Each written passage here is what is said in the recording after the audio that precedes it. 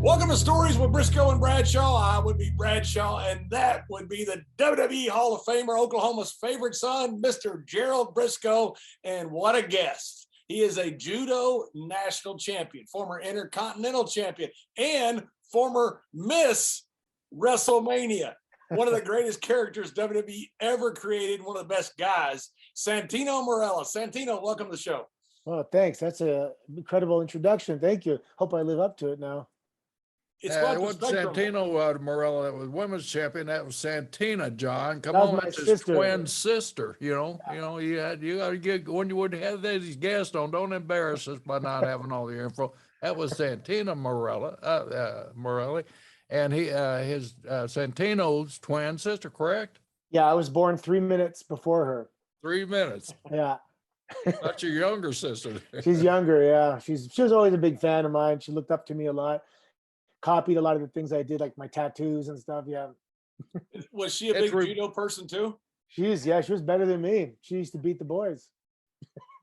Tremendous. See, I blame it on CTE, Mr. Brisco. That's what I blame it on. Yeah, I know you got a lot of when you were over visiting the troops over there. Were you ever part of any of those tours, Santino? That I did all the ones that were in the United States. I always wanted to go to, Iraq and Afghanistan, but even the ones in the United States were amazing. Going to naval bases and Fort Hood and getting on, Blackhawks and all that stuff. That stuff was amazing to see that industrial military equipment up close. Man, that stuff was awesome. Yeah, and you realize how much these young guys, and they're very young, 18 to 25 years old, very young people, how much they are in charge of. I mean, it is a massive responsibility. They're in charge sometimes of tens of millions of dollars worth of equipment. That's a pretty big responsibility. Yeah, it was great. There was one time when there was a jump. So armies members from other countries were coming to the United States to get a few jumps in. Once you have to hit, I think 5, you get like a special certification. And anyway, so we're meeting everybody, and you guys are the real heroes. And then there was another room where I said, "Can we go in there and say hi?" And this room wasn't. They were like stone faced, and they go, "No, don't go in that room." And I said, "Well, what's going on in that room?" And they go, "They're getting deployed soon." So they're like in action mode. They were, there was a whole different vibe in that room. And give me goosebumps now because you can see these guys are ready to do some damage. I was in Afghanistan one time, with WWE, and one of the sergeant majors asked me, said, "Come over, so you want to meet some guys who don't exist? It's the Delta guys, the guys." Yeah. And they said no pictures and don't remember any names or anything. They didn't have name tags on anyway. And so I went over there and talked to them, and you could tell they were the same thing. They were focused on something. And I just found out that one of their mates had been killed within the last day. And I jokingly said, I guess somebody could be dead the next couple of days. And the guy looked at me without blinking. He goes, "Next couple hours, sir." Oh my I said, gosh. Holy cow. Yeah. These guys were literally going out they're going to be in battle in minutes. It was. Yeah. What do you say to that? You want an autograph? I'm sorry. Yeah, man, it's nothing comparable to that, but just along when I was in the National Guard, I did my basic training up in Fort Leonard Wood, Missouri. I was in NG. My service number started with NG, where the others were like USA, and all the ones when on graduation day when they announced you graduated from basic training and your next port of assignment was. And all the National Guard, that was the only day I ever felt like heat. I had a tremendous amount of heat because when they said that MG, you could feel all those active guys' eyes just go right to you because you were going home. Next assignment, Stillwater, headquarters, Thunderbird, 45th Infantry or something like that. Wow. Stillwater, Oklahoma, and the other one, APO, San Francisco, or one of those other places where their immediate deployment to Vietnam. And Vietnam was at its height at that time in 1969. Wow. So it was sad. I could feel that those same arrows, John, piercing my body as you had. Right. I'm glad you said Vietnam because I was going to ask you if that was for George Washington. That was just shortly after that. Actually, it was for Little Bighorn when we beat the hell out of that white man with all those Indians circling him. You know what Custer said, did you? Where'd all these natives come from? Exactly. I'm sure he didn't say it exactly like that. I don't think he said that at all. He added a few Texas words on there. He wasn't a Texan. George Custer was not a Texan. I thought that we were brought up raised that he was a Texan. That's the reason he went down so easy. Santino, you just got to get used to this. You know, when you work with a Texan, you got to get in when you can there. But man, well, what a pleasure to have you there. You know, John touched on a little bit before.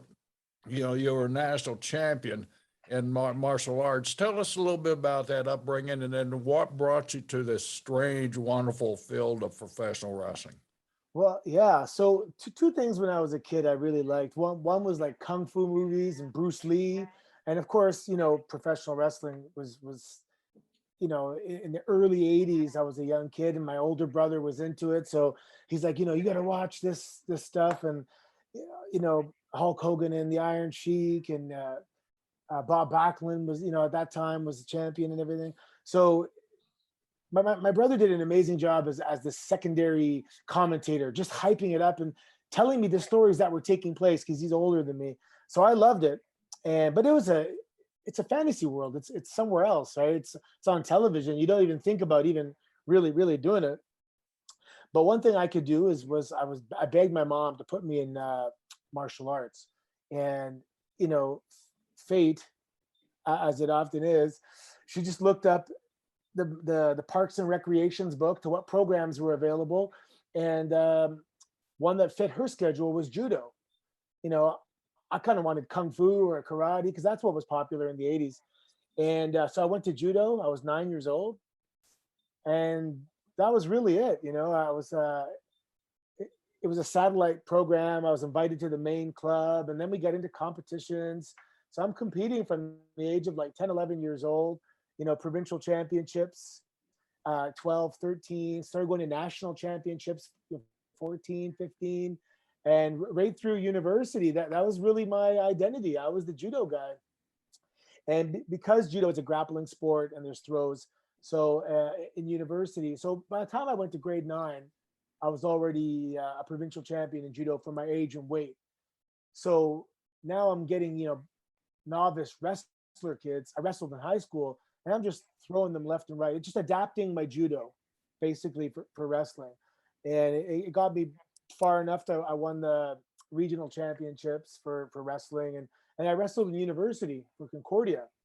But judo was number one. It was my bread and butter. And on my wrestling team in Concordia was a friend of mine. His dad was Don Koloff in the 80s. He wrestled he was a Bulgarian national champion, actually, in freestyle wrestling, like world class level. Big guy too. He was probably 95 kilos. So when you're 95 kilos on the world circuit, you're probably 110 kilos. And he wrestled in Canada, and he had a school in like Woodbridge, Ontario.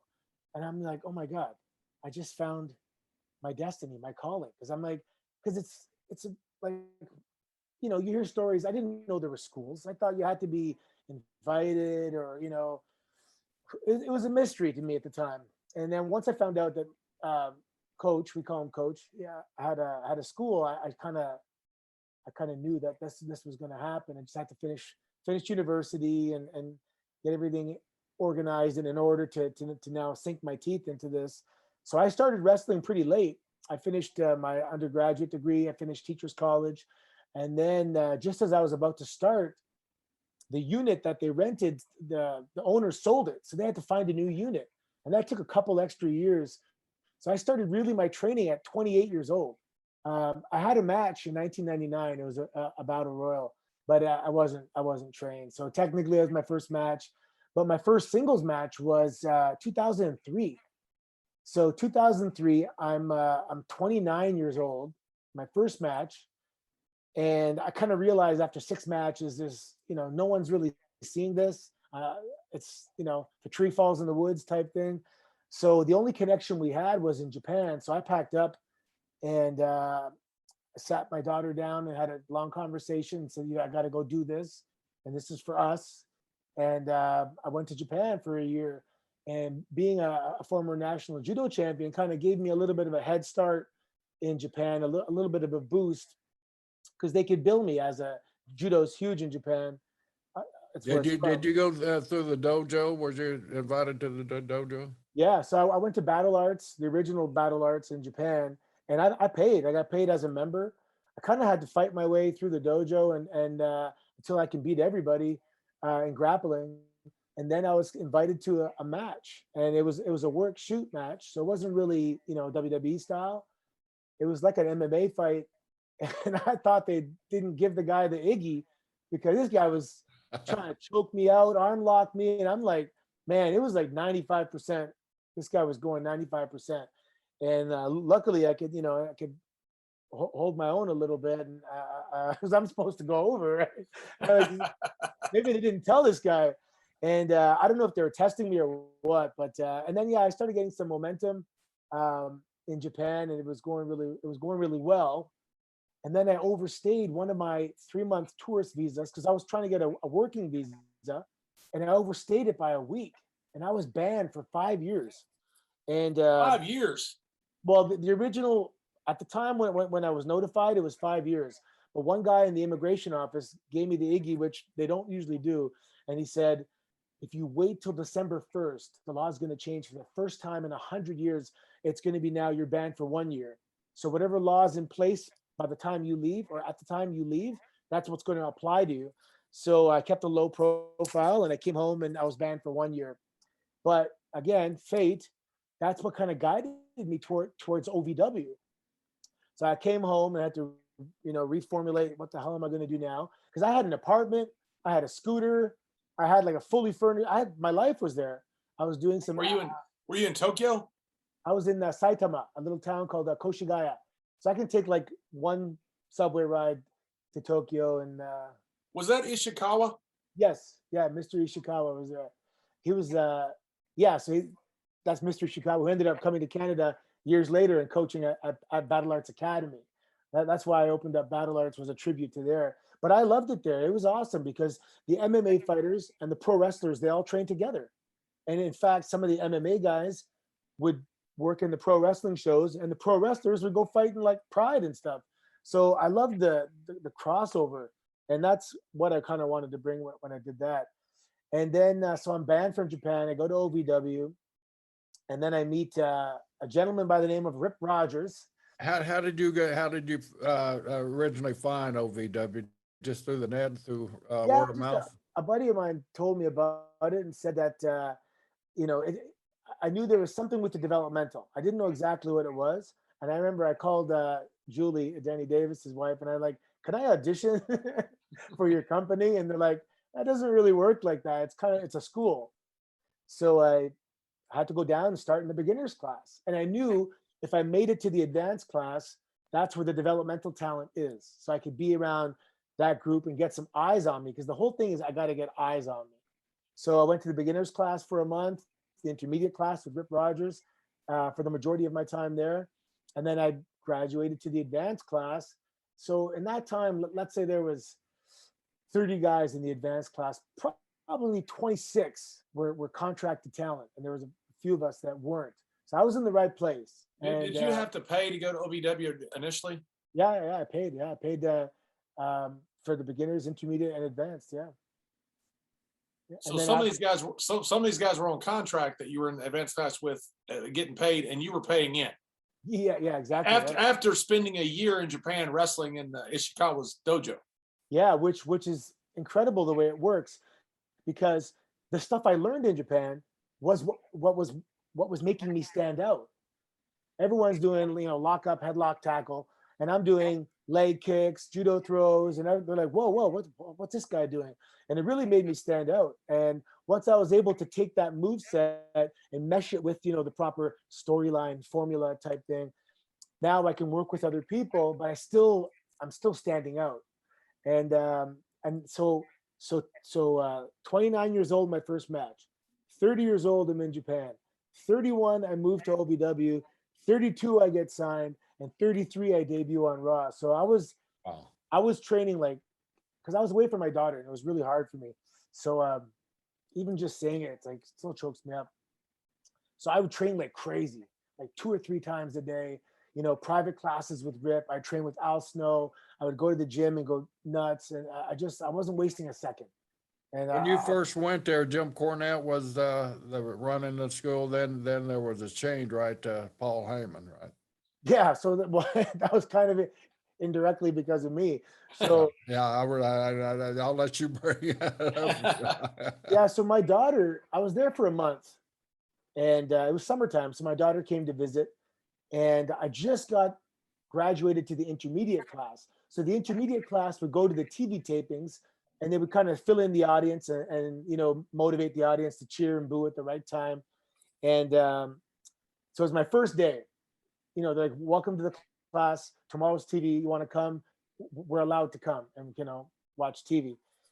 So I go, sure. You know, I show up with my daughter, and they go, yeah, our class kind of sits over there. So I'm sitting there with my daughter. She's in front of me, and the boogeyman comes out, and he kind of looks towards my daughter, and she's like, because she's like, how? She's 10. I think she's 10. So I got this big smirk on my face, like, oh my. I was the same way when Boogeyman did that to me at the Royal Rumble, and I was 40. I was throwing up, and I was 60. So yeah, so your daughter's in, I think, good company.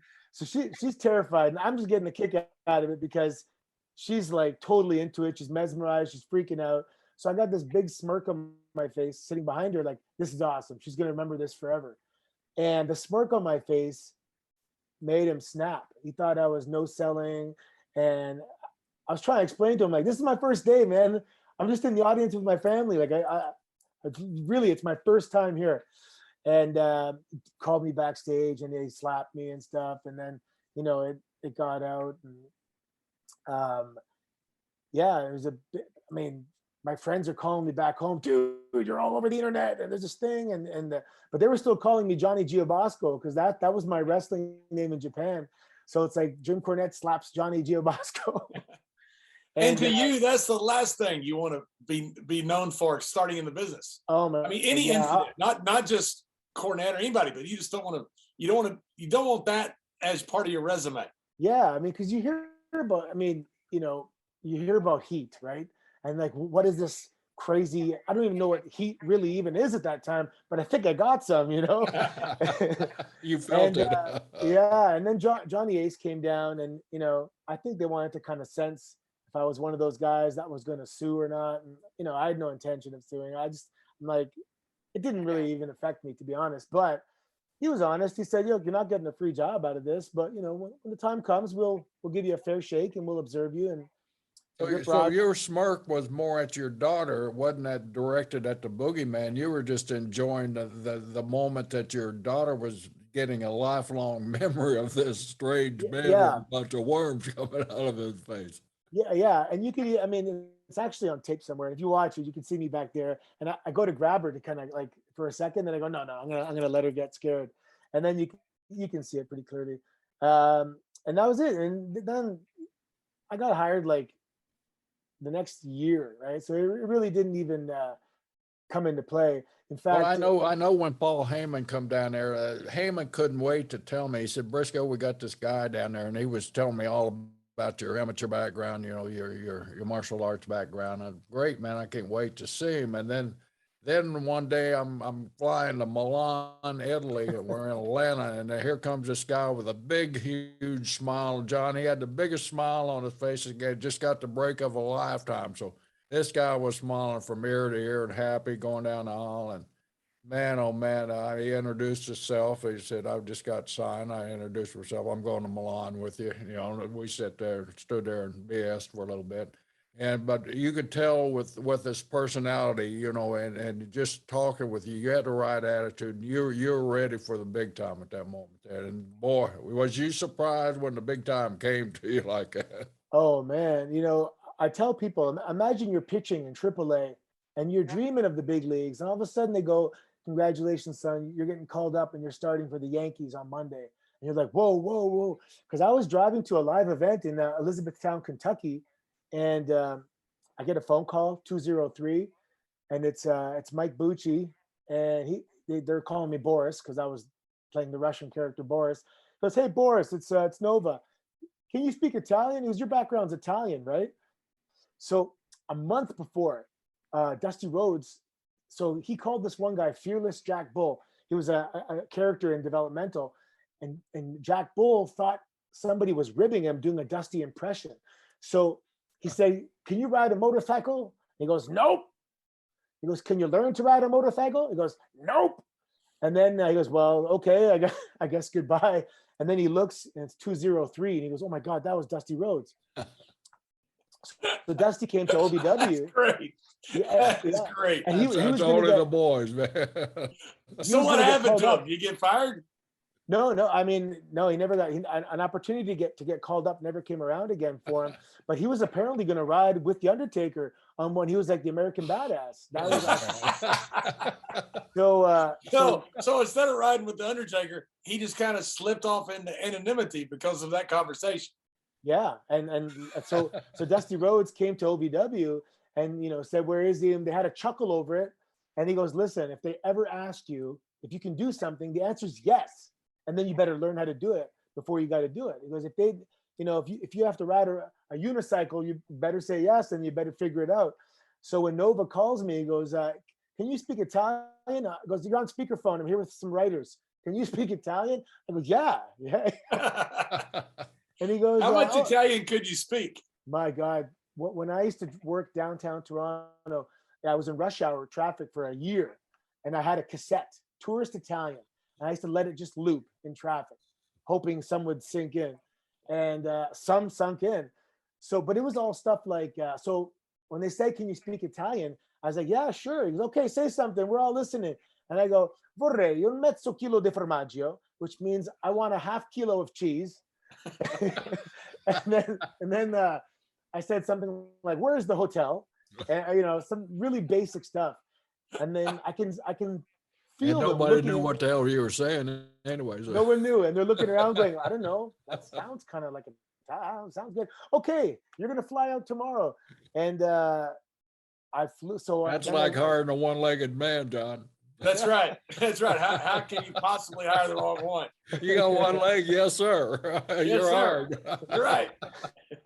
So I go to the bookstore and I buy like 8 CDs of Italian, download them to my iPod, and the whole flight I'm just espressos and trying to absorb as much Italian. I was terrified of not being able to speak enough Italian, but luckily the way it went out, I didn't I didn't get exposed that night. But it was yeah. All you had to say was "see," I believe. See, my name was Santino Marella and where I was from. So I said, "Can I say my dad's town, where my dad's from?" It's a small town of 2,000, like a mountaintop village town, I guess, in southern Italy called Sanfili. So I said I'm from Sanfili, and apparently the phones are going off in Sanfili, like, "Hey, what? Some guy from our town is wrestling, and who the heck is this guy?" And people put it together. Oh, it was the Corelli family. They left in the 50s and all that stuff. And I've since visited actually. And it was a cool opportunity for me because I'm half Italian, but my dad, I found out, became a Canadian citizen after I was born. So I was entitled to dual citizenship. So I'm now, since I became Santino, I'm an Italian citizen. I got a passport, and I learned the language a lot better because I knew I had to go back one day, and I knew that I had to, cut a promo properly. So I was studying on Rosetta Stone, and I even got a tutor. And I went back and cut a few promos in Italy in Italian, and the Italian fans were cool. They were just really appreciative of the effort because they know I'm Canadian, right? You didn't have to look very far to find out. But yeah, I was. What a trip! So you go over there. You've been in AAA. Now you're calling up for the Yankees, starting pitcher in the middle of a pennant race, by the way, because you're going over on a MAGA, and you become a citizen of the country. I mean, that's pretty much a win-win. Yeah, it was incredible. And then the whole day, so this is in the middle of a tour. So I'm in the hotel by myself. I get there Sunday, and I'm just kind of walking around the line. Then everyone gets there Sunday night on the buses, and then we go to TV. So I walk on the bus, and some guys, Shawn Michaels said he thought I was like a local a local, you know, I worked for WWE Europe office, just a guy, you know, just a regular guy. And then I walk in and Double A is, as I'm walking in, I met Double A back at OVW. He's walking out of the production meeting, you know, with the script rolled up, and he goes, "Oh, you're having a good day, kid. You're winning the IC strap." And I'm like, "IC strap? That can only mean one thing. Is this like what? What did he just say?" And then you know, somebody's called me and said, you know, Vince wants to meet you. And we talked about it, and then it went down, and it was How just, was your feeling when you didn't think it was a rib when somebody came and said Vince wants to talk to you, did you? I mean, here you are coming right out of. yeah, no, I mean, because as soon as I went down the hall and Vince turned around and gave me his undivided attention, and we had a great conversation, and it was it was awesome, man. Then we went out there and met, you know, Michael Hayes and Umaga, and kind of just talked it through, and it was crazy. So then they planted me in the audience. You know, they had a reserved seat, and then when Vince's music hits, like hundreds of people rush to the barricades, and I'm like, oh geez, I didn't rush because I didn't know they were going to do that. So now I'm like 7 people deep, and I'm like, oh my god, he's not going to see me. Like I have to be in the front, and then they kind of filter back, and then Umaga comes out, and they rush again. Like, oh my god, I missed it again, and I'm still 7 or 8 people back. There's no way he's going to see me waving amongst all these people. So finally, when the time came, and he said, "How about here? Anybody here want to fight this guy?" I was like, and I made sure I was at the front and pushed my way through. So he saw me, but man, when they rushed the barricade, I saw my life flashing before my eyes. I go, he's not gonna find me. He's not gonna. It was, oh my god. With But those red shoes on, Santino couldn't have missed it. you know what? That's funny. They're here somewhere. My son was playing with them last week because at the time it was kind of trendy to wear like these Ferrari shoes, like kind of racing shoes. So that's that's where I got the idea to wear the red boots underneath, because people were wearing like Formula One driving boots with jeans, and that's where I tried to, yeah, those were not Formula One boots. When to go back just a little bit, your judo, you were national champion. Did you ever think about going anywhere more international with the judo at that time? Yeah, I did. My goal was the 2000 Olympics, and I had my daughter between second and third year of university, and it didn't become feasible after a while. Her mom and I lasted about a year, and then and she moved back to Toronto, and I was living in Montreal where the national team is, and I had to move back. You know, I had to get a job. I had to start paying child support, and I was pretty jaded, man, because my whole life I went to a junior world championships in Cairo. I went to the international high school championships. Judo was an incredible. I came second in Canada at various time 4 times before I finally became a men under 21 national champion. And I was just hitting my stride. I defeated the current senior national champion at the U.S. Open, and it was like I had to fade in the rearview mirror, and I had to go, and I had to be a man. And Well, yeah. Jerry, your brother Jack had very much the same situation, right? I mean, Jack probably would have been a gold medalist in the Olympics, but he didn't have the money to not go into pro wrestling or some type of job that made him some income, right? Correct. Jack was lost one collegiate match during his entire college career, and he was ranked right up there and the top. And during the summertime, they'd have the different AAU tournaments. Back then, it was governed by the AAU, and he would win those tournaments too. So he was ranked right up there. But he had gotten married right out of high school. By that time, he'd already had 2 children, and it wasn't like it is now with all these Olympic training centers around. So you more or less was on your own unless you had a very well endowed backer, or your family was very wealthy.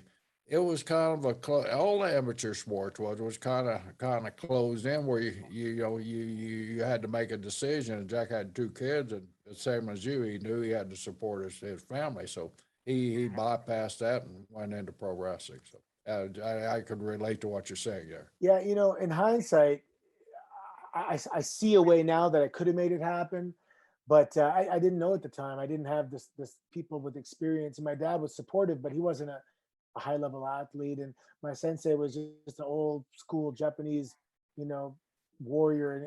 You know, there was no sports psychology. There was no people that, you know, I didn't have a manager, that kind of thing.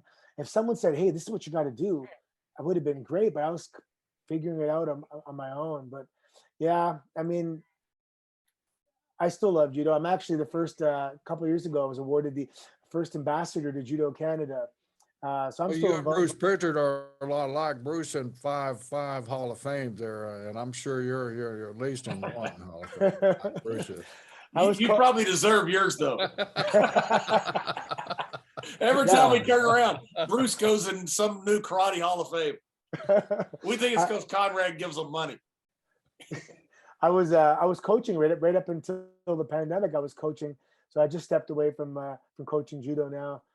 It was great to go back to tournaments and see all the old referees and guys from my generation are now senseis and coaches from different provinces, and it's still a great organ. And I was doing some commentary for the World Judo Tour, which is an amazing organization. One of the guys is a wrestling fan out of Wales. He worked for in the European office, and he saw that I'm tweeting about judo, and he's like, "Hey, there's a guy with a million Twitter followers, former WWE wrestler." So I came as a guest, and then I went on the mic for a little bit, and I put a little pro wrestling flair, and they thought I was the greatest announcer ever because they have some of the former world champions that maybe, you know, they don't have the entertainment side to it. So then I was invited back for a couple events, and I even did a junior world championships as the commentator. I did a couple Grand Prix. It was awesome, man, because they fly you out to really cool locations like Azerbaijan and Mongolia. Just really cool. I went to Kazakhstan, places I wouldn't have gone to, you know, when I have 2 weeks vacation. I've always wanted to go to Mongolia. I don't know why, but I've always wanted to go to see the steppes and all that. How was Mongolia? Oh, Mongolia, I didn't go to that one, but that's some of the locations that they go to. Yeah, they go to Croatia, like really cool locations. So I want, but now the pandemic. So hopefully they invite me back to do some more. Do you still roll around with the guys? I mean, how's your neck? Does it allow you to still do some stuff with the guys you're training? Yeah, when I was coaching, I was just playing with the kids, and I wasn't fighting any adults. In fact, when you're coaching, it takes up all your time, and you can't even kind of roll. But now that I've stopped coaching, and now that things are opening up, I'm going to a local jiu-jitsu club here in Ontario, and I'm starting to get my lungs back and grapple again. Yeah, my neck's fine. I just, you know, I don't let them I really gotta get a hold of it anyway. But I train with an iron neck every other day, and it feels pretty good. It's funny, the amount of time you got to spend towards maintenance now, you know, decompressing my back and, you know, hydration and strengthening. I have to strengthen everything, you know, it's just not naturally strong and durable anymore. But, you know, if you're meticulous about that stuff, you can still play. When you were in the dojo in Japan, were you wrestling also a lot? How often were you wrestling in Japan? Well, when at first, I think I went a few months without even a match. And then in the beginning, it was the big shows were like once every 2 months. And then I was starting to wrestle, you know, once a month, twice a month. And then And what group was that? mostly it was battle arts. Right. And then there was another. And were most of those, because it started like right at the end of my run in Japan when I first started there, went to WWE in 93, 94. That's when they started doing a lot of the work shoots, you know, became really popular. You know, first you had kind of the Onita stuff, you know, the death matches, but then the kind of the work shoot stuff started, you know, and it really blurred a line there because you weren't sure what was a work and what was a shoot. Was that kind of what you were doing with battle arts, and was that kind of a popular thing at that time in Japan? Yeah, I mean, yeah, that's what I was doing, and that's probably still my favorite style. It's definitely a subgroup, but the people that believe it, they believe it so much. And it's these guys, fantastic. I love the progression they had of it. I think it really influenced pro wrestling in the States because of the popularity of it. What was Albright? Gary Albright. Remember that guy? I know Gary well. smashing people left and right. He was incredible. Yeah, that's a good description of Gary Albright, smashing people left and right. Him and Dr. Death were tag team partners, and that was oh my God, those guys would smash things. You want them on your side, that's for sure. Santino, one of your many assets is your comedic side of you. Were you always, when you were a kid, did you have aspirations of being a comedian or funny Well, man? it's funny because the national coach at the time, Sensei Nakamura, when I was on the national team, he said, "You're going to be a comedian." I didn't really. I was a funny guy. I mean, we're all funny in my high school. We just joked around, and I came from a unique situation where my high school, most of my friends, like the vast majority of my friends, they're all first generation Canadians. So all the parents came from other, Croatia, Portugal, Greece, Poland, Malta, Italy, and so all the parents kind of talk funny. They came in their 20s, so they speak English, but they mess up some expressions and they have strong accents. And my friends used to call me out for it. They're like, you're making a living making fun of our parents on TV. Like, my next door neighbor, Ivan, he's Croatian, and that's where I get Son of Magan from. He's Son of Magan Ivan. That's my next door neighbor, my best friend's dad. So a lot of the content that I came up with was, just influenced from growing up in that From the neighborhood. From the neighborhood, yeah. But no, I was always kind of a shit disturber / class clown, and big mouth, got myself in some trouble. And it's yeah. So basically, yeah. But the timing, I watched a lot of it, and it's funny. My dad loves TV, and so we watched a lot of '80s sitcoms growing up, and a lot of the Santino characters' timing, if you might notice, it's kind of '80s-ish comedy. So it's just really this combination of growing up where I did, when I did, '80s TV, and then you add Judo to it, and boil it all together, and there's this character Santino that people really connected with. I think I'm 5'10". I came out of the audience. I think people really felt like I could possibly be this guy. I wasn't 6'3" and jacked and all that stuff. So it's funny because when I would see fans in a mall, just say, they wouldn't be like, "Oh my God, it's this superstar." They'd be like, "Hey, what's up, Santino?" Like they're my buddies. Like I never met them before, but I'm one of them. One of the people. So it was a pretty cool connection with the audience. I thought you pulled that off as good as anybody ever in a business has pulled off one of those guys in the audience thing, because your Italian heritage and everything, and your accent that you thought of on the airplane ride over there, but you pulled it off. And it was, of course, before the days of Twitter and Facebook and all this, so there wasn't a lot of people out there that could expose your background, like it is today. Within seconds, they know your life history out there. So you were able to pull that off. But when you got home, like you said, you started getting calls from all your neighborhood. Hey, what are you doing sounding like me, or something like that? Yeah, one of my favorite. So for some reason, that particular episode of Raw was watched by everybody in Mississauga and Toronto that I know for some reason. And people would, so when I came back home, one of my favorite things is people coming up to me and telling me, where they were that night.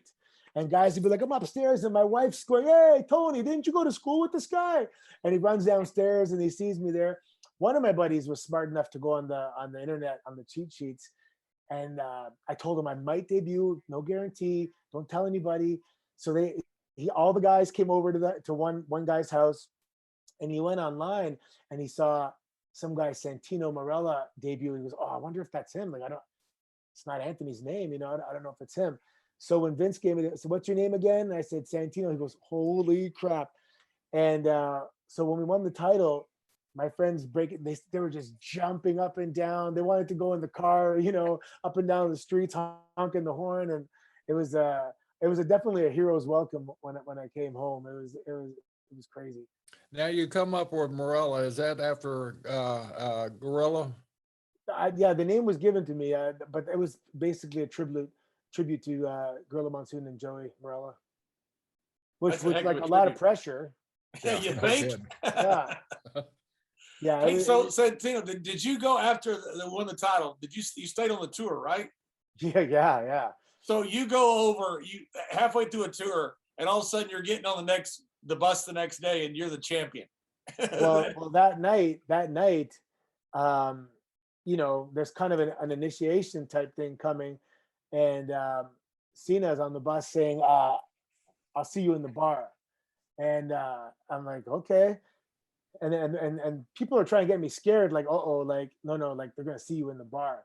And I'm like, okay, I got this is awesome. That's John Cena, and he knows my name, and that's cool.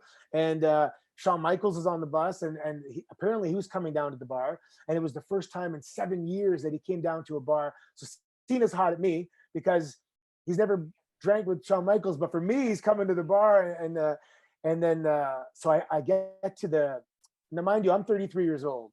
So you went from Shawn Michaels on the bus thinking you were a local tech guy to be an intercontinental champion, having a beer with Shawn Michaels after the event. Yeah. So it was Marty Elias is like, it's okay. I grew up in Toronto in the 90s. It was nightclub culture. We went out every night. We drank all the time. I'm 33. I'm not 20 years old. I'm 33. So I know there's nothing that anyone's going to do to me that I haven't done to myself worse, So as soon as I got to the hotel, I ran to catering, and there was a big thing of a rice steamer. So I wolfed down a bowl of rice as fast as I can. I'm preparing my stomach. I know what's coming. And then Marty Elias goes, you're summoned in the bar. So I go to the bar, shots of Jack. I break away one more time. I knew I needed a little more rice. So I went to catering, a little more rice. And then Marty's like, no, you better get back to the bar. Like, you're getting hot. You can't leave the bar anymore. So I get to the bar again. And now it's like, okay, I'm saying to myself, plant your 2 feet and endure. Your job is to endure. You stand here. If you have to stand here for 12 hours, you're going to stand here for 12 hours. And then it was shots of Jack.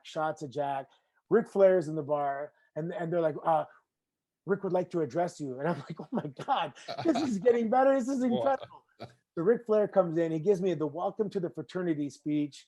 And I'm just like shaking, smiling, like this is incredible. Everyone's there at the bar, like everyone, the roster, the producers. It was just a night. And I'm just elated. Like the alcohol is not even affecting me. I'm on such a high. I'm on cloud 9. I just debuted.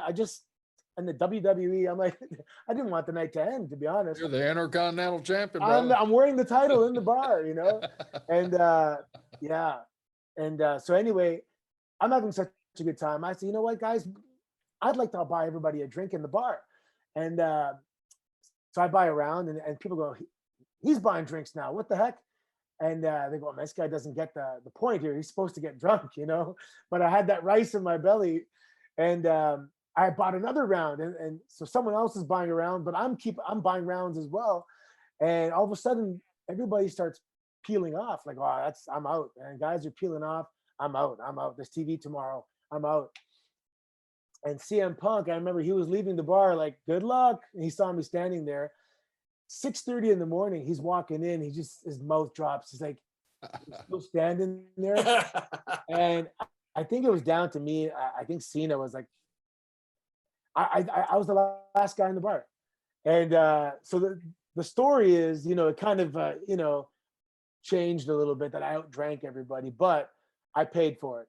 Once the alcohol permeated through that rice and got in there, I suffered the next day. I ended up, timber, and I hit a plant, and someone brought me to my room.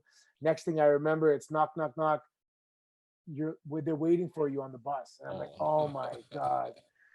I don't even know what I put on. Grabbed my bag. It was Jimmy Tillis found me, butt naked with the belt on, and stagger on the bus, and I can hear all the snickering as I looked like, death, right?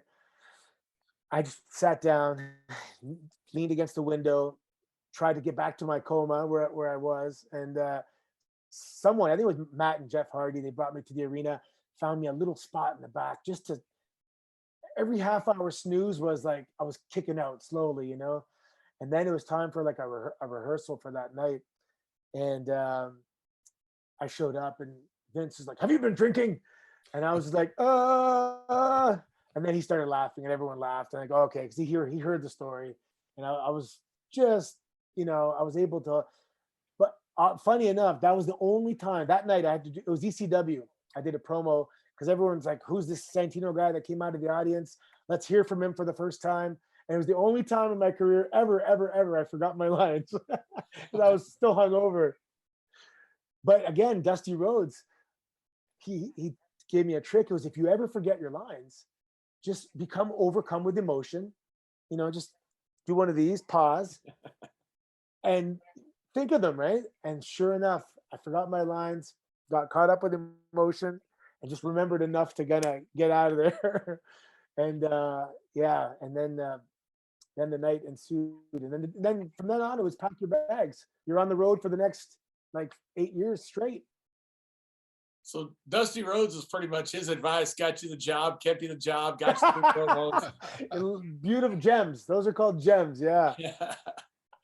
I believe this is right. I don't want to say because I know somebody's going to repeat this on the internet, but I believe John Cena's first beer was with us on the golf course where Taker and all the guys were out playing golf, and somebody handed Cena a beer. He didn't tell anybody he didn't drink. Yeah. He just did it because, you know, he was handed a beer. He drank, and, you know, months later we found out that was the first time he had a beer, but it was out of respect that for, you know, the old guys, they handed a beer. He just said, okay, I'll drink one, which if he hadn't of, we wouldn't have cared, but it was, boy, did he learn quick.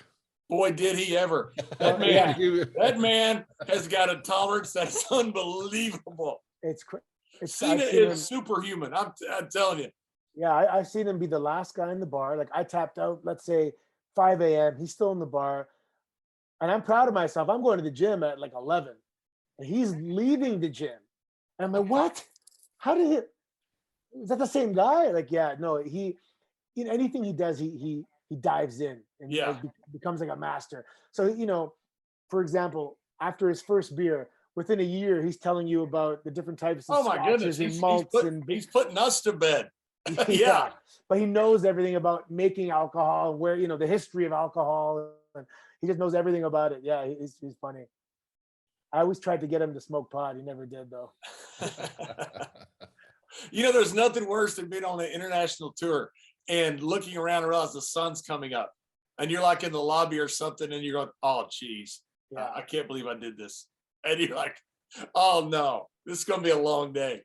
Yeah, well, you leave your hotel room and the window shades are wide open. Then you get back to your hotel room after a night of drinking and everything, and you're a little too lit, and you forget to close those window shades, and all of a sudden that sun is just peeking through those windows. You're right. Oh my God!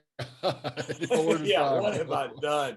Yeah, the best thing is when you look at the paper and it says the bus leaves 6:30. We're good. They're gonna make it. Because some of those late shows, you know, it's right down the street. That way you can sleep all day. Yeah, those are good. Those are good surprises. So how was the rest of the tour? You're champion now, and you're part of the crew. I mean, you had to be on cloud 9 at this point. Yeah. I mean, it was an eventful tour. I think Edge got in trouble for pulling an extinguisher, and Randy got in trouble for something else. So me being the new guy winning the title kind of got buried kind of quick over some events that took place. So, but yeah, there was a little bit of, you know, who the heck's this guy? This is BS, you know, not a lot. And those that did, you know, in a couple months, it was kind of gone. Yeah, but I was having random matches, you know, Chris Masters and Regal, and just trying to wrestle and not, you know, I was still really green, to be honest, because I was doing that work shoot style for so long, and they had 6 matches. So I didn't, honestly, I'm trying to think how many matches I would have had.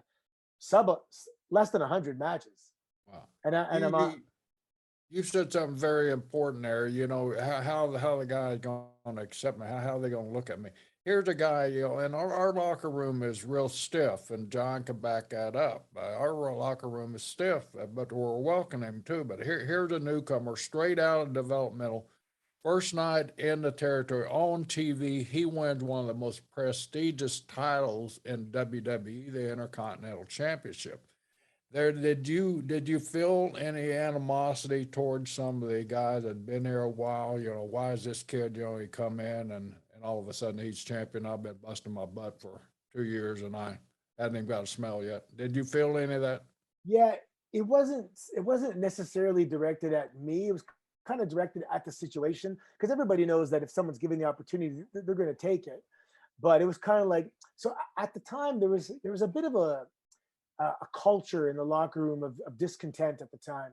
A lot of guys were a little frustrated, and well, I guess he's their guy, and I was honestly ecstatic to be there. And I think from day one of the things that set me apart in the locker room was I was legitimately grateful for every single day I was there.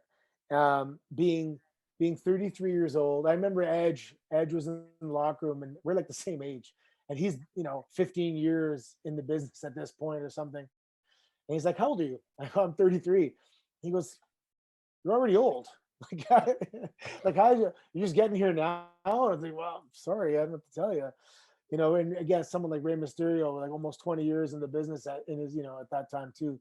But the fact that I wasn't a kid also kind of helped out a bit too. And they also saw your passion for the business, which you had a very strong passion for the business when you came in there. Yeah, I was, what, when I was at OVW, I was a wrestling machine, man. I could wrestle hour Broadways, and I was calling matches. I was, that's what I had to keep telling myself, you're prepared for this. You're prepared for this. This is the goal. Don't be afraid of the goal. This is the goal line. You're over prepared. You're prepared. And then they don't be afraid of this, that you're prepared for this. And just trying to talk myself, because the whole notion of live TV is kind of freaks you out a bit, right? When I walk through this curtain, this is going to be seen live in front of millions and millions of people, and live the world. So that's a bit overwhelming, and then you just have to talk yourself through it. And one thing that Santino, you and I have talked about before was shooters don't mind doing silly stuff, because I think shooters understand it's a work. Ken Shamrock didn't mind getting beat. He was UFC champion. Nobody could beat him anyway. Brock Lesnar, it doesn't have an ego as far as, putting people over or whatever, because he knows he's UFC champion. Yeah, Kurt Angle with all the goofy That's stuff. right. Kurt did some of the hokiest stuff ever. You were doing stuff that was completely contrary to all of your background, but getting over like $1 million, which shows you both your intelligence, but also the depth of the character that you're developing, not relying anything on your shooting pass, but doing a lot of comedy and wrestling without having to rely on that crutch that brought you into the business to begin with. Yeah, well, when I got to Rip Rogers' class, he was straightforward about it and said, "Hey, leave all that judo nonsense at the door. This is pro wrestling. And if the promoter says you're going to get knocked out with a golden feather, guess what? You're getting knocked out by a golden feather. And, be happy to have a job." And Rip really prepared me psychologically to be able to do that. The character, did he say any of that without cussing? No, God, no. I love Rip. Yeah, what a unique person he is. Yeah, Rip's the best. I have this image of my daughter would come down to Louisville, and I didn't have any babysitters, and I'm like, "Rip," because she just sit in the bleachers during practice, and she'd have earmuffs on up in the bleachers. every other word, is, and he's like, "I can't stop swearing, just so you know," and I'm like, "It's okay." But the original Santino, this young underdog baby face was rejected by the audience somewhere. So I debuted in April 16th, I think. And by the summer, the audience was being force fed this guy. Like, come on, this guy can beat Shelton Benjamin. Come on, this guy can beat Chris Masters. Like they didn't like it. And Umaga won the title back in the summer in Houston. and was like decimating me. And they're like, one more time, like just thumbs down, just kill this guy. And they said, well, we have to turn him heel. Let's see where that goes. And if that doesn't work, repackage, see you later, whatever. And the first promo I had that I was a heel, I was complaining about cheating in basketball or something, tickled Vince's funny bone, and the next week I had another promo, and the next week I was doing guest commentary, and the next week, and the mic was in my hands for as a heel. So I was a heel for a couple of years, but a comedic heel that eventually the audience would turn. And well, even you didn't during just that, tickle Vince's funny bone. You tickled my funny bone. I thought it was some of the funniest stuff we ever had. I loved the Santino character. I thought it was so good. All the broken English and, reminds you almost of, Andy Kaufman in Taxi or something. I mean, it was genius stuff. It was really fun to listen to. What was funny when I would meet people and I'd speak normally and I'd see their face like, what the hell is going on? Why is he talking like that? Disappointment, yeah. Anthony's disappointing when you're expecting Santino. But Ron Simmons actually told me something once, and because I didn't think it wasn't really bothering me, but he says, "Hey man, don't worry. You can lose every match for the next 10 years, and then you win one match at the right time, and guess what? You're the world heavyweight champion." And I was like, "Damn, that's true, right? It's not, it's the way it works." And I think it was they told me Ivan Putski. I met Ivan later and knew his son Scott really well. But Ivan used to work the gimmick all the time, and he'd go up to the nice hotels and he would give him $20, and they would try to tell him, no, I'm sorry, it's $120 or whatever. And he would just look at him. And as Ivan Putski, who didn't speak English, so eventually they'd take his $20. Yeah. But Putski worked the gimmick everywhere. Yeah, it was if I'm doing an interview with someone from WWE, will be the the in-between person, the liaison, and say, Anthony or Santino, you're on the line with Johnny from Q105, and I can be in character. I can flick the switch. But when the WWE magazine would call, and I'd answer my phone because they would call me directly, and I'd say hello, and then they go, can we ask you some questions? And I said, sure, it's for a piece. Okay, can you answer them as Santino? But I go like, we already started talking, It's weird to flick the switch now because you already heard my voice, But Kofi Kingston actually, because Kofi in the beginning had the Jamaican accent, remember? That's right, yeah. So one time we're in the locker room and he's like, can I ask you a question? What do you do when the WWE magazine calls you? do you answer the questions in your accent? And I'm like, right, it's awkward just to switch once they already started the conversation as in your regular voice. I said, I thought the greatest thing you did was I love Glamourella, but the honky meter was the greatest thing WWE has done since Honky Tonk Man held the title forever. Yeah, you know what? That was a Brian Gewirtz thing, and it's funny because it actually didn't end up being around that long. I think it was a couple months. I can't believe they stopped it. I love that. I'd have run that for a freaking year. And that's so when I do signings and stuff like that, people come up to me and they're like, we loved the honkometer. Why did it stop? And for the 2 months that it was there, it made a big impact. A lot of people, they bring it up all the time. The honkometer was, even the name of it, the honkometer. It was fun to do. And that's when Santino was really starting to just develop, grow. And I created the entire backstory of Santino from his birth. The whole story of how he got to that moment in Milan, I memorized.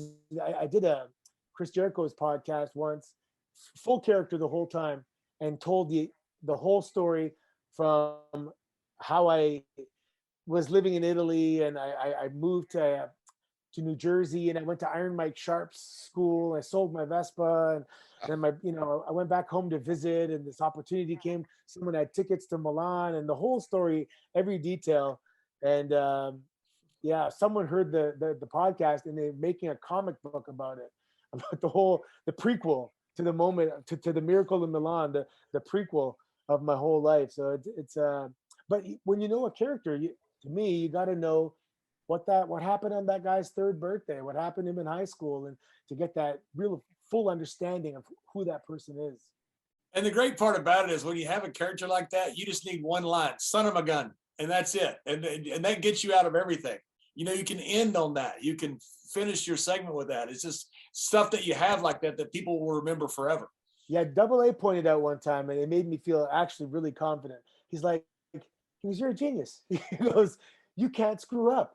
Because if you do screw up, they think That's you're right. Santino. And I was like, damn it, that's true. I can't screw up.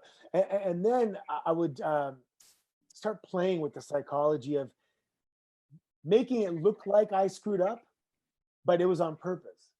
And, you know, things that people are accustomed to doing, you know, when someone's holding the ropes and you grab them, slingshot them in, and, you know, I would go do that to someone, but they just let go of the ropes, and I do this and they'd be right there and just punch me, and all these different things. And then I discovered in my entrance, I'd only do it on live events. William Regal gave me a piece of advice one time, and he said, your best stuff, never ever do it on TV. So you can do it all the time because no one's ever seen it. So I would go stand on the second rope and, you know, give the whole salute to the audience, and I would slip, and I'd slip and kind of land on my belly on the top rope. And I would do it in a way that it looked real, and I would be humiliated. I'd be like, oh my God, I just slipped on my entrance. The entire audience is laughing. And I would do it every day, to the point where I started getting cheers and encouragement for me to do it again and do it correctly. And this is before the match even started. And then by that time, I'm like, man, we got this audience already. You know, Bell didn't even. You had a 5-minute match just crawling through the ring. Yeah. The old saying, Terry Funk could wrestle with a broom. Hell, you had a 5-minute match with the ring ropes. And then I found out that the more you fail stuff, so I would fail something and I'd leave that as a planted seed. I'd fail something else, leave that as a planted seed. And then later in the match, I would succeed, and kind of tie them all together in this story at the end. And it ended up. You know, Scotty Too Hotty used to do something really similar. He would bounce up on the bottom rope while he's the tag partner. He'd bounce up and down. He'd bounce real high, and then he would miss, and he'd fall and hit the apron and roll the floor and hop right back up like he's embarrassed. Yeah. And the whole crowd would just. I've seen him do it, I bet 50 times. I love stuff like that because it's just entertaining.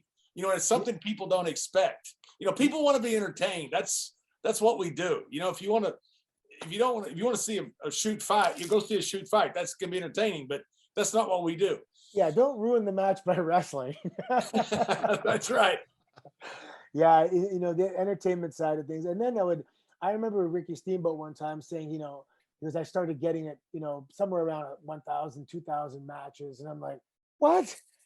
That's gonna take forever. And then, you know, like 6-7 years in, I feel like I really started kind of, you know, mastering some of the things I would do on live events. And then I did the math. I'm like, damn, it's been a couple thousand matches. So he was right on the money, and I just need those reps. And, you know, I remember one time I walked in the building, looked down the hallway, and I was wrestling Jack Swagger, and he's looking at the paper and he goes, I got Santino. That's a day off. And he walked away. And I remember how nice that felt. Like that's my peers thought of me as a night off. And you know, it means a lot when your peers look at you that way. Yeah, that is cool. Do you have any heat like to this day with Edge now? Because you were like Glamourella, you and Beth Phoenix, and now they're now the it couple. So is there a little Canadian heat going back and forth with you and Edge? Well, he definitely beat me to the punch, that's for sure. Beth is probably an awesome wife, but you know, no, we joke though, because my wife is Polish and very, very strong, and Beth is Polish and very strong. So it's a couple Canadian guys with a couple strong Polish girls. But it's funny. That was the best. That Glamourella stuff was the best. That's some of the best stuff. I enjoyed rewatching that today. This morning when I got up, I rewatched it. And my wife looked at me, why are you laughing so hard? I said, you wouldn't understand. The stuff she would do was crazy. So she would, where were we? In Bangor, Maine, at a live event. And to go to the locker room, you got to go up some stairs. And she's carrying me over her shoulder. And when we won, it was SummerSlam one year when we won, like both titles were on the line, and she won everything, but I got the title again. And so this is after a long match. She's carrying me on her shoulders like a child at, Disneyland. And like the feats of strength that she pulled off were incredible, man. She is such a workhorse, and just like, the sweetest person ever. And she's so talented in so many ways. She's a And musician, you brought a sense painter. of humor out of her, like, I've never seen before. I mean, you just had a way of bringing it out of her. You could tell she just relaxed so much because it was a trust factor, I think she had with you too, that she knew that you wouldn't put her in any bad spots to He make was the her. perfect straight man. You need that character to bounce off. And she pitched Glamarella, and I'm really glad she did, because it was so fun. Yeah, working with Beth was a pleasure every single day. Just as a Yeah, human, I she's saw awesome. the story today or yesterday, I think it was, where she said she wrote up like a 3-page proposal to Vince, was scared to death when she went in and proposed it. And Vince came to her that day. He's just like Vince always does, just shakes his head and digests it. Next day, come up to her, we're going to go with your suggestion there. Yeah, as soon as I heard it, I go, oh man, this is going to be this. You feel it, right? It's going to be good. And Santino was perfect because he's insecure and he's a chauvinist, and women should be in the home. And then he's with this woman. Santino's the kind of guy that any woman that liked him, he'll take that one, right? And so Beth liked him, and he was just trying so hard to show that he was the alpha, and he wasn't, and it was fun. It shows also, guys who play, diverse characters and a lot of different characters. They're really, guys and girls, really smart people. Beth is a really smart person. You can see that when she started doing commentary. She was excellent. I mean, everything she's done, and now her new iteration with Edge is just as good as anything she's done in the past. It's anytime you can change so many different characters like that, just like you did with so many different people. I mean, you worked with Stone Cold, you worked with Piper, Jimmy Kimmel. I mean, that shows a real depth of intelligence that's quite remarkable. Yeah, it's sometimes it's instinctual. I mean, to be in a new situation, and I mean, when you're in the ring with Stone Cold, you're in good hands. So it helps you, right? You're obviously That was the best when you were bashing his movie in order to put it over. It's the greatest thing ever. It's like Sheik saying, "Don't chant USA, don't chant USA." Yeah. I'm not a nugget, that kind of stuff. And I coach that when I coach kids. I go, if you're a good guy and you can get someone to chant stuff, that's great. But if you're a bad guy, you can get them to chant something you hate. I mean, that's money. That's gold. Absolutely. The loudest, Vicky Guerrero. Booing was so loud as soon as her music hit, and it was brilliant. It was just, they were so conditioned. When you heard "Excuse Me," it was the loudest boo you could do, and it was great. And her timing was great. When she would just that high pitched "Excuse me," and everybody just go nuts. And what's great about it is, if you ask the average fan, she really wants you to boo you, they'll tell you, "I don't care. I'm gonna boo her anyway." Yeah. Well, then the audience becomes something that they're doing. Like singing at a soccer game. They're just booing. Oh yeah. But yeah, and actually, I'm a commentator now for a few smaller companies trying to sharpen my craft. Just Are you before working COVID, for Sportsnet now? COVID stripped down everything. I was working 7 days a week for almost, it felt like indefinitely up to COVID. Putting on my own shows, going to shows, coaching, going to tournaments, running the gym, doing commentary, and all of a sudden, and everything is based on gatherings, right? Shows. So tournaments were canceled, gyms were closed, live events were canceled. So my life got a real pause, but it was an incredible gift, to be honest. My wife and I, we moved up to the country, and we changed. Like this was my plan, like in the future, but we just fast forwarded, and we have some acres up here on Georgian Bay, and I got so my daughter's 26. My daughter's starting at the PC in 2 weeks. She got hired by, got a contract. I read that today. I was really excited. That's awesome. She's a beast, man. She's going to be an absolute top tier player. she was identified from a young child. You know, she won her school speeches, and she was a Miss Teen Ontario, and she's a television personality, and she's tall and she's strong. She's in a couple of years, you know, I can't wait to go to WrestleMania, just as a parent going to watch the kid. I don't want to do anything. I don't want to sign. I don't want to talk to anybody. I'm just here to watch my kid, and I just cannot wait for that. But now I got a 3-year-old and a 6-month-old, and Congratulations. this whole new, thank you, man. This whole new chapter. They're growing up country. We got chickens and all. I mean, it's it's a whole. So there was WWE, and then there was Battle Arts for 8 years. We've been open now, and that's a whole chapter that's buffering between my current chapter and WWE. Tell us a little bit about that Battle Arts Academy, and who have you trained there, and what all the mixed training that you do have. I've heard it described where you cover just about everything at your academy. Yeah, we've actually boiled it down a little bit now. Just, you know, trial and error. In the beginning, we were doing so amateur wrestling, judo. We started off with doing catch wrestling with Ishikawa. He came to Canada for 5 years. But the market, you know, people in North America, jiu-jitsu is where the market's at in terms of submission grappling. And so people aren't Googling where's a catch wrestling facility. So we switched to BJJ. So we were doing BJJ, amateur wrestling, and judo as our grapplings. And then we were doing Thai boxing and boxing as our striking. And then we had a whole strength and conditioning side where we did hockey teams, soccer teams, and stuff like that. And then the gym, I designed the gym while I was on the road.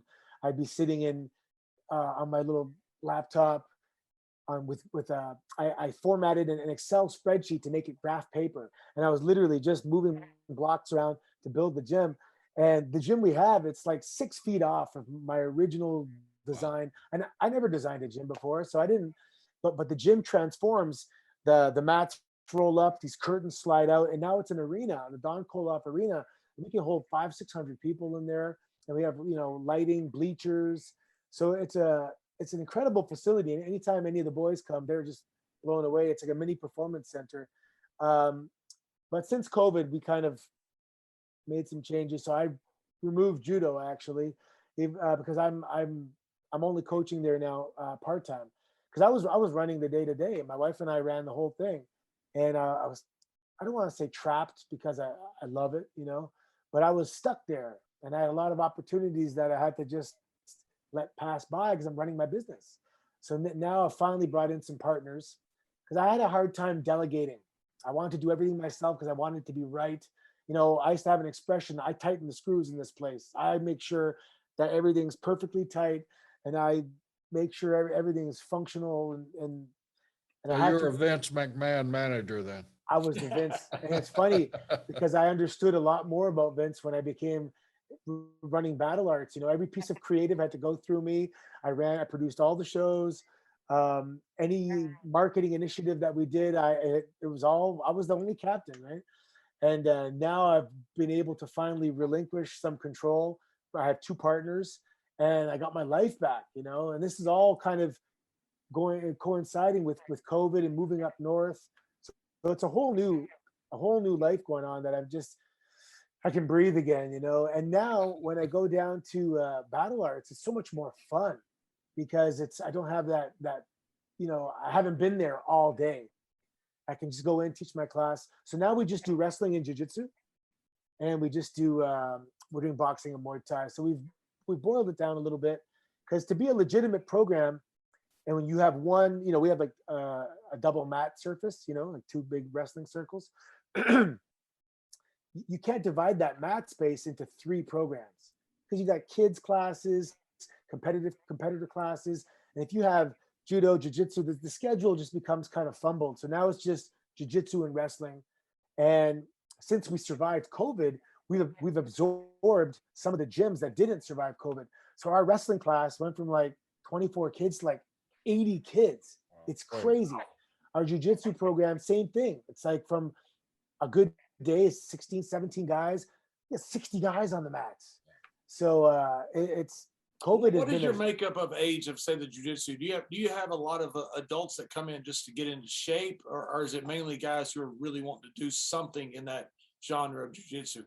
It's actually a nice blend of both. We got small kids and then teenagers. Then we have guys, a lot of guys that are beginners, but they're professionals, 30s, 40s. They just want to get out and learn something. They love watching UFC. They want to see what it feels like. And then we got guys that are, they go to competitions and they want to be, champions and stuff. So the mat is kind of just that side is the recreation guys, and these guys, it's guys, they're going at it pretty hard.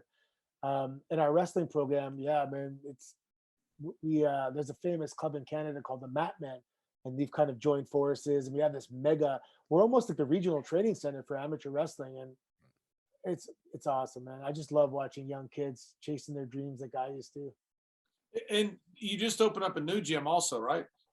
Just up north on our property, actually, something a little more COVID friendly, and it's just me and my wife just training people, personal training and weight loss and stuff. And if I'm in the living room and I see someone pull up the driveway, I just go, oh, someone's here, and I walk over to the gym and train them and kind of walk back, and it's really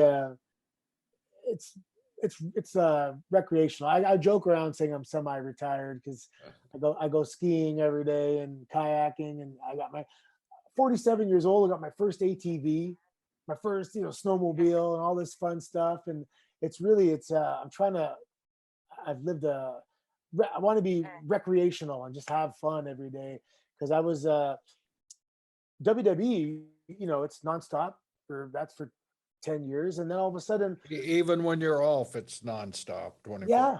After WWE was even busier.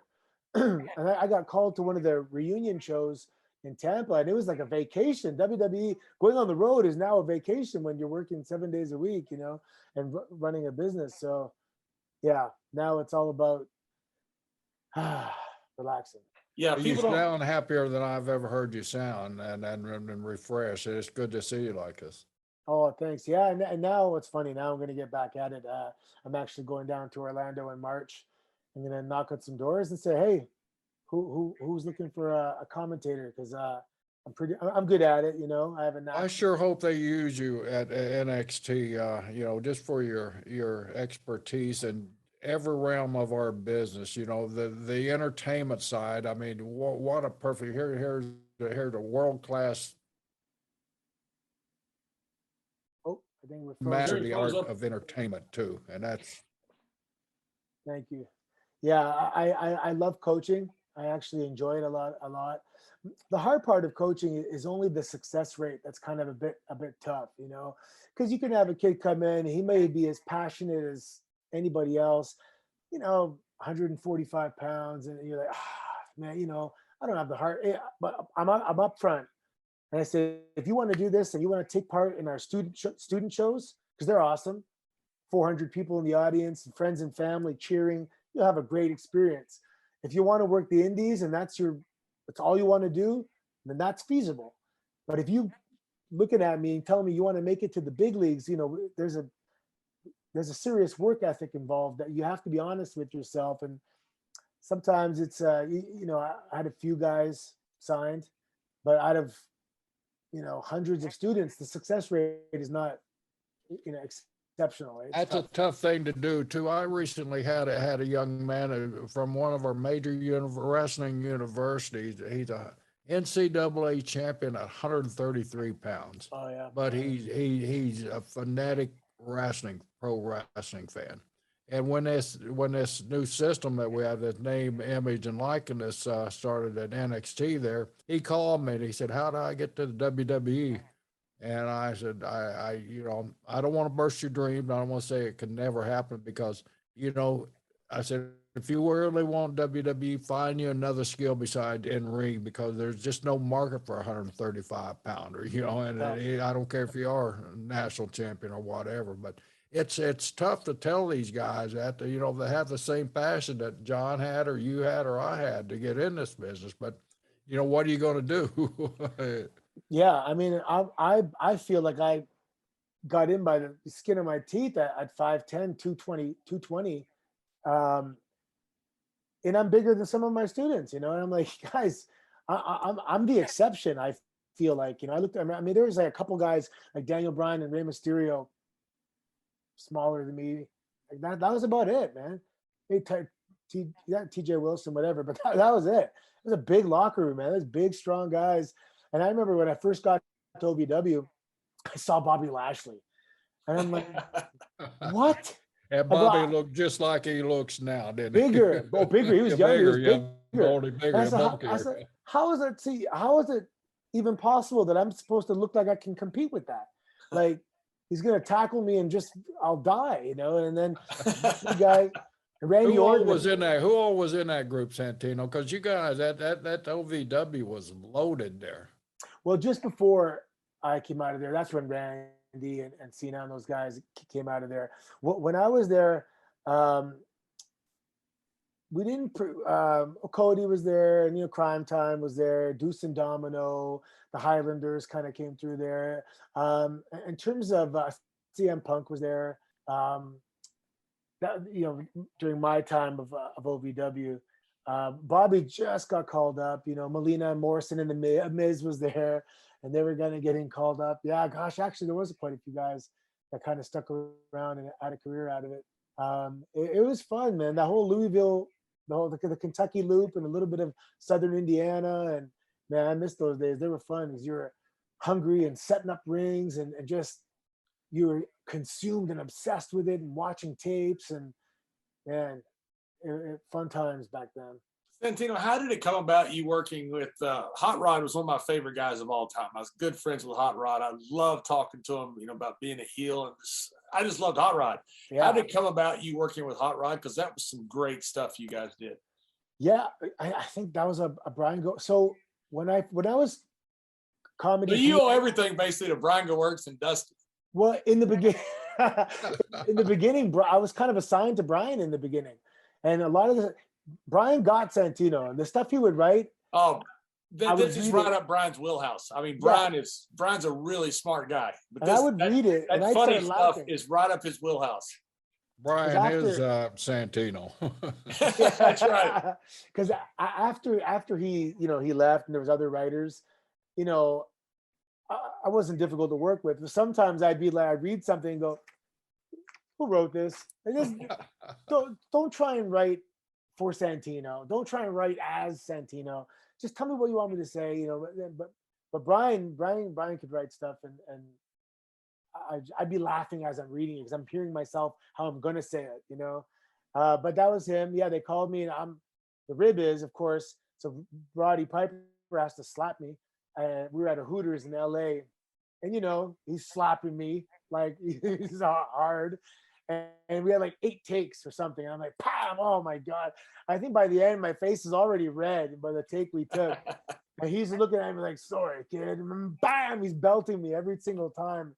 And I'm like, it's a good rib. I get it. It's a rib. But he was, some of those conversations with Roddy, just aside when he's talking to you, God, man, awesome, man. Because Roddy and kind of the Santino character were similar in a lot of ways because they were off the shelf. They weren't normal. Roddy could do stuff that was crazy, and somehow it made sense and was really entertaining. Yeah, and one thing that it was interesting.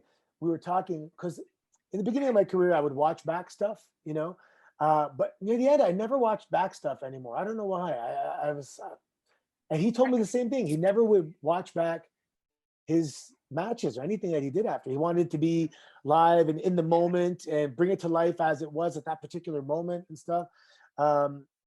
He gave me a compliment once. He called me old school, like he said, you wrestle like somebody from my time. And I was like, oh man, that so much weight to that compliment, to be called old school by people that are old school, Right before Roddy passed away, of course, he had a heart attack. Nobody knew he was going to pass away anytime soon. He called me. I was in Bermuda. I ran a at-risk program for kids. And he goes, "Kid, I'm so proud of you. I love what you do." He goes, "I'm right beside you. I want to come see your kids." And I said, "Oh, Hot Rod." I said, "Really? You're here in Bermuda?" I said, "That's awesome. Tell me where you are. I'll come get you." He goes, "I'm right beside you, kid." And I said, "What do you mean you're right beside me?" I said, "Just tell me where you are. I've got a car. I'll come get you. Don't get a taxi." And he goes, No, kid, I'm just like right next to you. I said, "Roddy, where are you?" He said, "I'm in Aruba." I said, buddy, that's like 1,500 miles. And literally, he says, don't get hot. And he hung up on me. That's Piper, right Oh next my to you. gosh, right next to you. Yeah, Right next to you. Yeah. I need somebody to come get him in Aruba. send me a helicopter. That's right.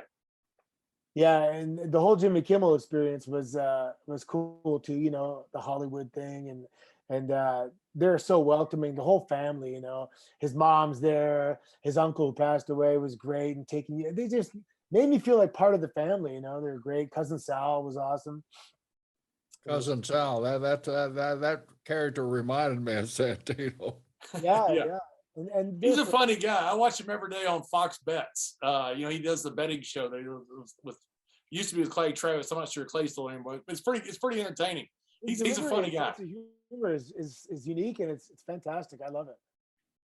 Yeah. Well, Santino, I can't thank you enough for coming on our show. Tell us about your battle arts, your social media, whatever you want to promote, because we want to at least promote whatever you're doing. Yeah, right now I just I don't want to say I'm antisocial, but I'm just kind of enjoying the private life a little bit these days.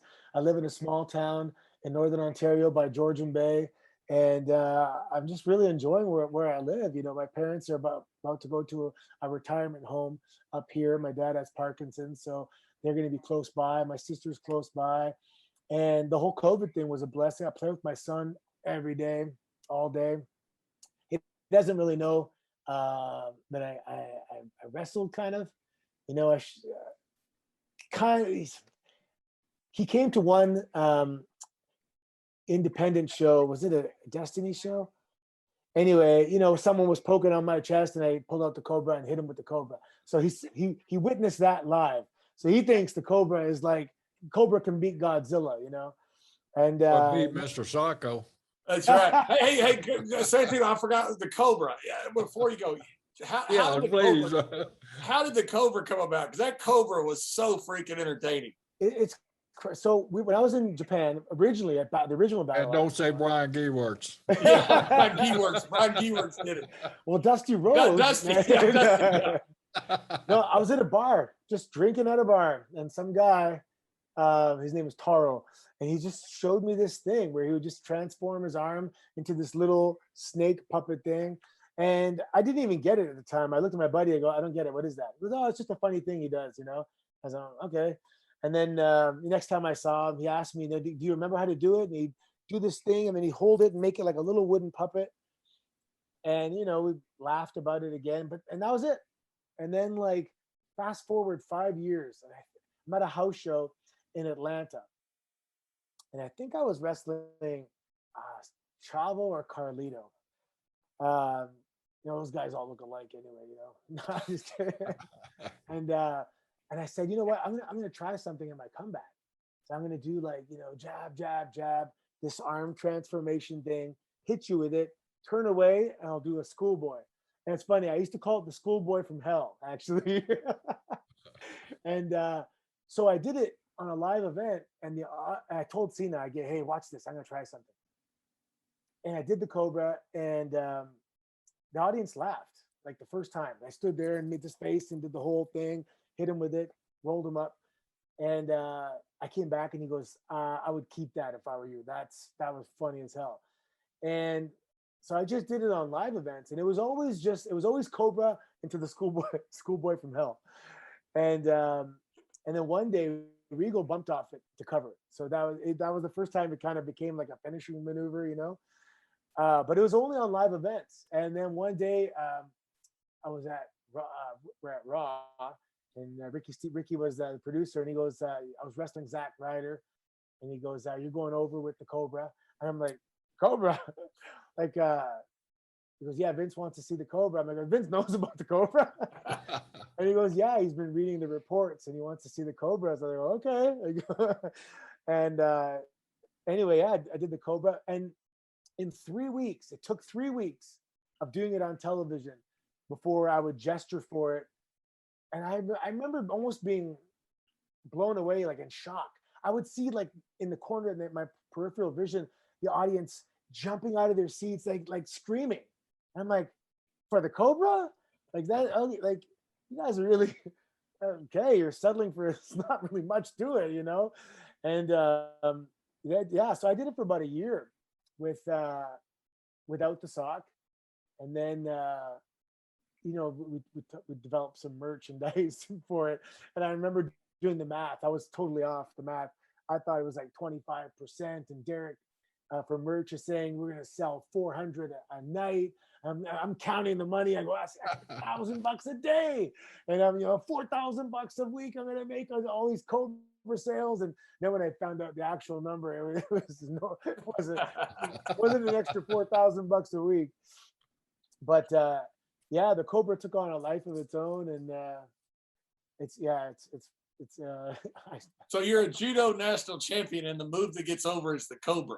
the cobra. And it's funny because it's one of those things when you're in a wrestling school and they say pick a finisher that you can hit on anybody, and then I can hit the cobra on anybody. That's and right. I can do that till I'm about 85 years old, just a little peck in the neck, and yeah. You know what's amazing? When Royal Rumble just happened, and they always replay your Royal Rumble exit.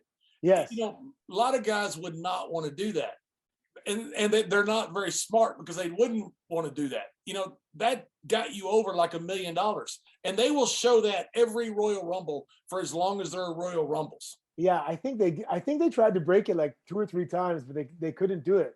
We were in the meeting, and Dean Malenko was going over the Rumble, and he goes, you're coming in. He goes, it's going to be quick, kind of, breaking the bad news to me. And I was like, no, that's okay. I said, can I ask you a question? I go, can we try and break the record? And he's like, well, I have to go clear that. And then he came back, he went to talk to Vince, and he goes, yeah, you got a thumbs up, green light. So I just said, okay, I'm going to slide in, pop up. Soon as I pop up, Glenn, can you be there? He's like, yeah, I'll be there. And now I'm nervous because I can't, if I slip or I don't get up or I don't go over on the first clothesline, we're not breaking the record. It has to be flawlessly executed.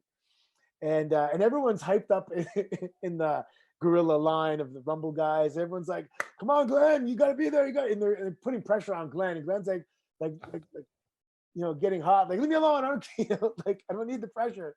He has his own stuff to worry about, right? And sure enough, Glenn was right there. And we executed it and went over perfect. And yeah, I think they tried to break it a few times, but it was pretty close to being perfect. And that's the whole thing, right? You make lemons, you make lemonade out of lemons. And as a heel, it makes you. It doesn't hurt you. It's all in the way you did it. You said I wasn't ready, and it just that every time they show something from the Royal Rumble, they show that. Yeah, because there's six different the most eliminations, the most ring time, the most winners, and the shortest time. So it's always included in those 6 different parameters. Yeah, and Santino, man, you put a smile on our faces, and you're going to be putting smiles on faces for a long, long time. We really appreciate you taking the time out of your retirement. You seem so content. You seem so happy with yourself, and that makes us happy, man, to know that you're in a place now in your life where you're 100% happy. Good luck to your daughter coming down to NXT, and I know your son's going to be the next Santino on the horizon there. So thanks so much for putting smiles on our faces today, man. Appreciate it. My pleasure's mine. Thank you so much. Hey, thank you. Jerry and I are big fans of yours. We're big fans of your characters, we like you personally. So thank you so much for coming on the show. It's everything we hope for and more. Oh, thank you guys. Thank you so much.